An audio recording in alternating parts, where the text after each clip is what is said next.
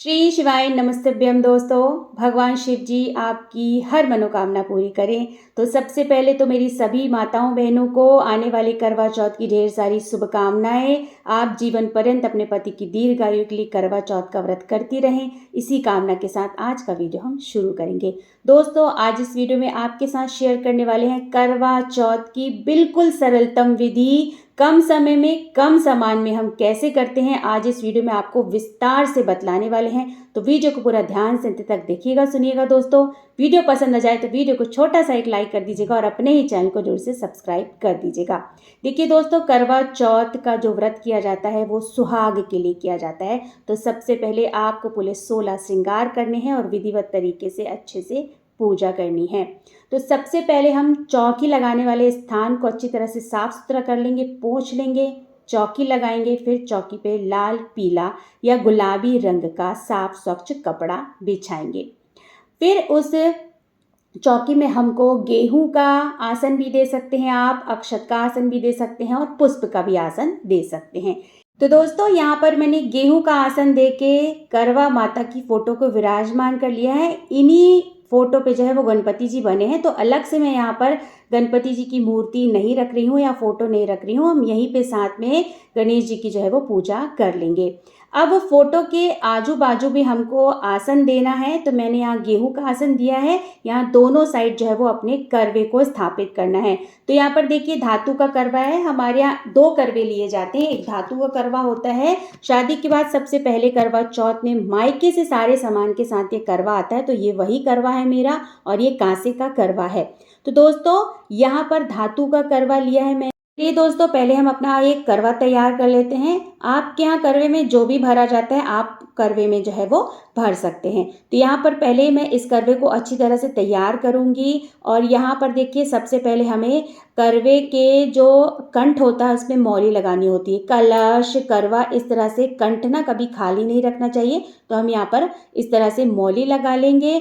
और यहाँ पर देखिए, इस तरह से मैंने मिठाई रख दी है। तो आप मिठाई रख सकते हैं, और मिठाई नहीं है तो आप बताशा भी रख सकते हैं। अब ये दूसरा करवा है जो हम चंद्र देवता को अर्घ देते हैं ना, ये वो करवा है। तो हमारे यहाँ इसमें गंगा जल और साफ स्वच्छ जल भरा जाता है, और साथ में कच्चा दूध भी हम इसमें डालते हैं थोड़ा सा। अब इसमें हम पुष्प डालेंगे। पुष्प के साथ हम इसमें हल्दी, रोली, अक्षत भी डालेंगे। सादे पानी से जो है वो चंद्र देवता को अर्घ नहीं देते हैं हमारे यहाँ। तो आप देख लीजिएगा आपके यहाँ जैसा किया जाता है। अब यहाँ पर मैंने एक जो छोटा सा दिया आता है इसी करवे के ऊपर वो रख देंगे, और इसके ऊपर भी हम जो है वो थोड़ी सी मिठाई रख देंगे। देखिए, चौथ का मतलब होता है 4, मतलब संख्या है ना। तो 4-4 मिठाई जो है वो आप अपने करवे में रख सकते हैं। तो यहाँ पर करवे के ऊपर मिठाई रख दिए। करवा कभी भी खाली नहीं रखना चाहिए। मिट्टी के करवे के कंठ में भी जो है वो हम मौली लगा देंगे। अब यहाँ पर दीप प्रज्वलित कर लेंगे। दीप प्रज्वलित करने के बाद अपनी पूजा को प्रारंभ करेंगे। आह्वान करती हूँ कि माता अपना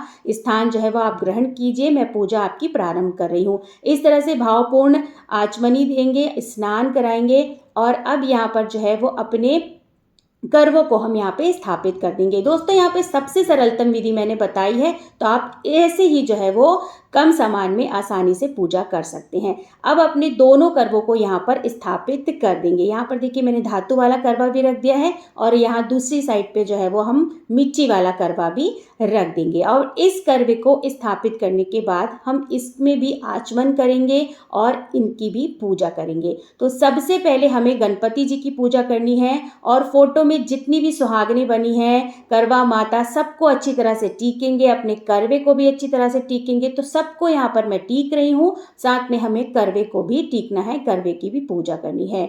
चौथ में हम गणपति जी की भी पूजा करते हैं, तो सर्वप्रथम उनकी ही पूजा करें। वस्त्र रूप मैंने यहाँ पर कलावा धारण करा दिया है, और अब यहाँ पर हम जो है वो गणपति जी को दूर्वा जो है वो चढ़ा रहे हैं। अगर आपको करवा चौथ वाले दिन दूर्वा मिल जाती तो बहुत अच्छी बात है, मौका जाने नहीं दीजिएगा। गणपति जी को जो है वो दूर्वा अवश्य चढ़ाइएगा, बहुत शुभ फलों की प्राप्ति होती है। सभी जगह पे पुष्प अर्पित कर देंगे। यहाँ पर अपने कलश में पुष्प अर्पित कर देंगे, करवा माता की फोटो पे, गणपति जी पे, दीप पे, सब जगह जो है वो हम अच्छी तरह से चौकी जो है वो पुष्पों से सजा देंगे। तो देखिए, यहाँ पर मैं पुष्प अर्पित कर रही हूँ। करवा माता को लाल या गुलाबी रंग के फूल बहुत ही ज़्यादा प्रिय हैं, तो हो सके तो आप गुलाब का गुलाबी रंग का फूल जो है वो अर्पित अवश्य करें। ठीक है दोस्तों, तो यहाँ पर देखिए पुष्प अच्छे से अर्पित कर दिए, चौकी सजा दिए। कोई भी ऋतु फल आपके पास हो आप वो अर्पित करते हैं। यहाँ पर मैंने जो है वो केला और सेव फल जो है वो अर्पित किया है। यहाँ पर हम करवा माता के लिए या गौरी माता के लिए जो है वो सुहाग का सामान निकाल रहे हैं। ये सामान पूजा के बाद आप स्वयं भी जो है वो प्रयोग कर सकते हैं। बायने का ये सामान नहीं है, बायने का हमको अलग से निकालना होता है। अगर आपकी सक्षमता है तो 16 श्रृंगार जो है वो आप अर्पित कर सकते हैं, नहीं तो कम से कम 5 या 7 चीज़ें अवश्य अर्पित करें। यहाँ पर मैं चूड़ी, बिंदी, सिंदूर, आलता, मेहंदी, इतनी चीज़ें जो है वो अर्पित कर रही हूँ। यहाँ पर कोई भी अनाज आप ले सकते हैं। चावल लेना चाहते चावल ले लीजिएगा, टूटे बस ना हो, इस बात का ध्यान रखिएगा। गेहूं लिया है मैंने यहाँ पर, और एक कटोरी में रख कर उसी के ऊपर हमने दक्षिणा रख दी है, और उस तरह से हम वहाँ पे चौकी पे रख देंगे।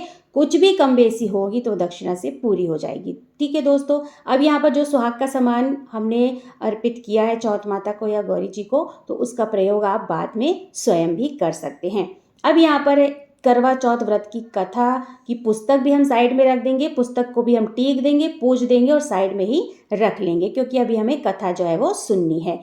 अब यहाँ पर बायने का सामान जो है वो निकाला है, उसको भी हम पूजा के स्थान पर चौकी पर ही रखेंगे, क्योंकि हम उसको टीकेंगे, पूजेंगे और फिर मिनसने के बाद जो है वो अपनी सास को देंगे। यहाँ पर एक बात आपको बता देती हूँ कि अगर आपकी सास है, आसपास है या आप मिलने वाले हो, तो आप ये बायना निकालिए और फिर उनको दे दीजिए। ठीक है, अगर सास हैं पर सुहागन नहीं है, तो आप ये जो बायना है तो आप अपनी ननद को भी दे सकते हो, जेठानी को भी दे सकते हो। आप अपने मायके पक्ष में किसी को नहीं दे सकते, आप अपने ससुराल पक्ष में ही दे सकते हो। इस बात का विशेष ध्यान रखिएगा। अगर दोस्तों आपके यहाँ हवन किया जाता है तो आप हवन अवश्य करिएगा। हमारे यहाँ हवन नहीं किया जाता है, हमारे यहाँ धूप बत्ती प्रज्वलित करके ही जो है वो पूजा की जाती है। हवन किया जाता है तो आप अवश्य जो है वो हवन कीजिएगा।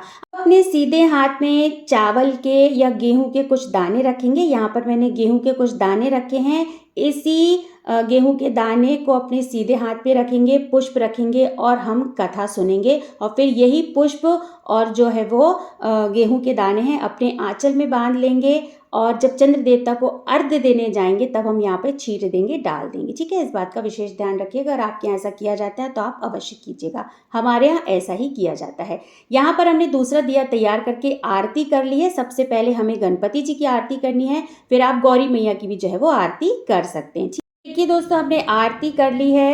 अब हम क्या करेंगे, सीधे हाथ में जल लेकर पूजा के स्थान पर 3 बार जो है वो जल देंगे, मतलब एक प्रकार से आचमनी करेंगे। हमने भोग प्रसादी वगैरह सब चढ़ा दी है, और इस तरह से हाथ जोड़कर माता से प्रार्थना करेंगे कि हे करवा माता, हे माता गौरी, हमने अपने सामर्थ्य के हिसाब से, अपनी स्वेच्छा के हिसाब से जितना हमसे हो सका हमने सामान जुटाया है, और पूरे भक्ति भाव पूर्ण से, पूरे श्रद्धा भाव पूर्ण से आपकी पूजा की है। अगर इस पूजा में कोई भी त्रुटि हो गई हो, कोई भी कम बेसी हो गई हो, तो हे माता रानी मुझे क्षमा कीजिएगा। मेरा सुहाग अखंड रखिएगा, मेरे घर परिवार को, मेरे पति को हमेशा सुखी, स्वस्थ, समृद्ध रखिएगा, और मेरे पति पर, मेरे बच्चों पे, पूरे परिवार पे अपनी कृपा दृष्टि बनाए रहिएगा। इस तरह से हमें प्रार्थना करनी है, और जो भी हमने पूजा की है माता से बोलना है, इस पूजा को हमारे स्वीकार कीजिए। ठीक है दोस्तों, तो इस तरह से आसान विधि से हमारी पूजा यहाँ पर संपन्न होती है। तो दोस्तों, यही आसान विधि अपना कर आप भी आने वाले 20 अक्टूबर साल 2024 दिन रविवार को करवा चौथ का विधिवत तरीके से पूजन किया जाएगा, व्रत रखा जाएगा, तो आप भी इसी आसान विधि से जो है वो पूजा कर सकते हैं। आशा करती हूँ दोस्तों, मैंने यहाँ पर आपको कम सामान में, कम समय में बहुत ही सरलतम विधि से पूजा विधि बतलाई है। अगर आपको ये वीडियो पसंद आया हो तो वीडियो को छोटा सा एक लाइक कर दीजिएगा, क्योंकि आपका एक छोटा सा लाइक हमें प्रेरित करता है और भी अच्छे नए नए वीडियो बनाने के लिए। दोस्तों, बहुत जल्द मिलते हैं दोस्तों एक नए वीडियो के साथ, एक नई जानकारी के साथ। तब तक श्री शिवाय नमस्तुभ्यम। धन्यवाद दोस्तों।